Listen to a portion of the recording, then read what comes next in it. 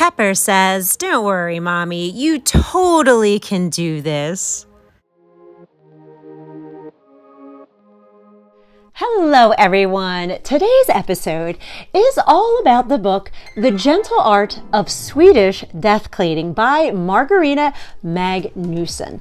Now, I read this book in January. I read it the hard copy from the library, and I also had a credit on my audiobook, so I also listened to it as well. Now, this book is full of very practical and logical ways to declutter and organize all of your lively possessions before you die.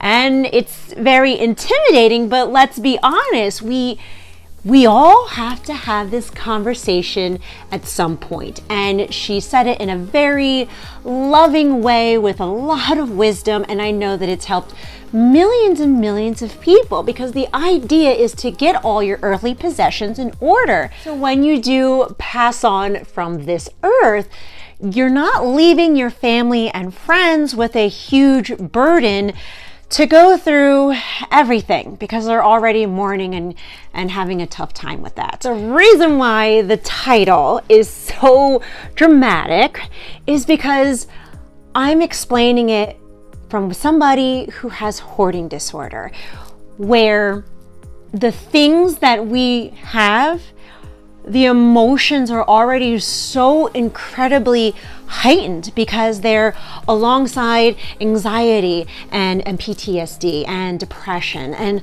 all these extreme emotions.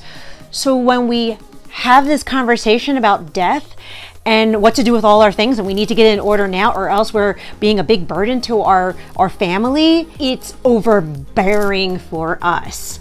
And that's not what the author intended, but it's my response because of my disorder, my past experiences, my behaviors. It's on me, not her. And now we're talking about death. And as I was reading the book, I could feel myself being triggered multiple times. Now, I found that when you're triggered, that's your body telling you that, hey, this is where we need to do some healing. Now, in my past, whenever I felt triggered, I kind of suppressed it and didn't process any trauma or any of those emotions, and pretty much just self-soothed with all the stuff that I had. Hoarding disorder is a mental disorder. So this is us and how we feel to a piece of literature. And we're allowed to be authentic with our feelings and express them honestly, so that I can honor hoarding disorder for what it truly is and what people are actually feeling. But I'm not going to stay in the triggers. I'm going to release it, and we're going to grow and move on from it. And in this video, I'm going to talk about the key points to the Swedish death cleaning, how I felt triggered, and then how to counter that. So this is just an open and honest video about my feelings and how we can all have these honest conversations so that we can grow together. Now, the first takeaway that I got from this was that the author wanted you to involve the people close to you, to keep you accountable, and to maybe create new memories as you declutter and clean and have them be a part of this experience. Now, when I was a full level 4 hoarder, I couldn't talk to anyone about my disorder or let anyone near me as I tried to declutter. There was just so much guilt and shame and low self-esteem. This is why for the first 2 years of my YouTube channel, I never showed my face on camera, because I was not mentally or emotionally prepared to deal with those emotions or judgment. The thought of decluttering would trigger myself into a full-blown panic attack and hyperventilating at the action of letting something go. And to self-soothe and regulate my nervous system, guess what? I needed to hoard more to calm myself down and bring myself back to a calm state. It was a vicious cycle. So for me, I had to start decluttering alone, but have accountability with people that I really didn't know yet. But they had the same intention of wanting to clean out their hoard or just be curious about hoarding disorder, and came from a place of love. And of course, I'm talking about my wonderful YouTube family, who's so sweet and encouraging and full of wisdom. And we've created this YouTube community to be a safe space for people with hoarding disorder and to encourage each other along the way. This is how I finally was able to be fully open and transparent with my hoarding disorder with not only my family, but everyone around me. My next takeaway from the book was start with less personal items. Whew, that is the truth. And with hoarding disorder, we sure have a lot.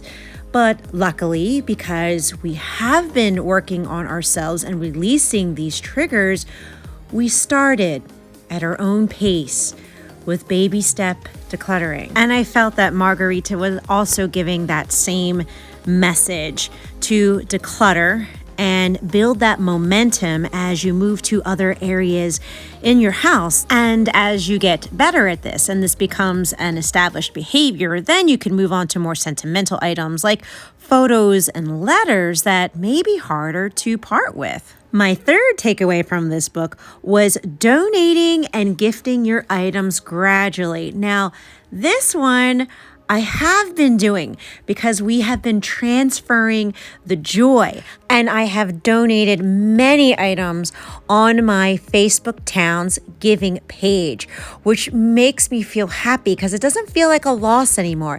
It feels like a blessing to another family, and that fills my heart with happiness. And of course, that Facebook Towns giving page is actually inspired by the Buy Nothing, Get Everything book, which I highly recommend. It's a very, very good read. My next takeaway from Swedish death cleaning is keep your paperwork in order. Make a list of those important documents and password. Now, paper is the hoarder's worst enemy. Let's be real. Because it's so many decisions, it's so overwhelming, we get a little foggy as to what is considered important and what is not, because to us, everything is important. To counter this trigger, just know that you are strong enough to do this. And even if you just toss out 3 pieces of paper, it's still momentum moving you forward, because it took me about 5 years to get to this point where I have organized filing folders and binders. I had to tell my inner 10-year-old that you are organized and have the capability of doing it, even though you were always told as a child you were very messy. My next takeaway from the book was that you are allowed to keep items that mean a lot to you. This is an absolute must with somebody with hoarding disorder, is that we need to have the ability to hold on to those core sentimental items. But I also have to recognize that they're not going to be sentimental to my sons, perhaps. The reason why this is so sentimental to me was because it was a coping mechanism for when I was bullied in middle school, and also when I was badly abused in a relationship when I was older. And to work on that trigger root, because it's extended to everything that came into my house, I had to tell my 11-year-old self that I am loved and I am not the awful things that those kids tell me. And to my 17-year-old self that you are beautiful and you are worthy, and that man can no longer hurt you anymore. But what's most important is that I give my boys permission to let the extremely sentimental stuff go when it is my time. And my last takeaway from this book was to make sure that we are decluttering consistently. And thank goodness that is something that we have been doing, thanks to the YouTube channel and my YouTube family. And overall, I really did enjoy this book. I especially loved when she talked about different Swedish traditions, how she translated English words into Swedish words, and her stories of Singapore. That's where I really resonated with her and her family traditions. So I guess overall, I already started Swedish death cleaning at a much slower pace. Thank goodness I didn't start at 80. It would not have gotten done. And look, it's going to take me some time before I can even get to that point.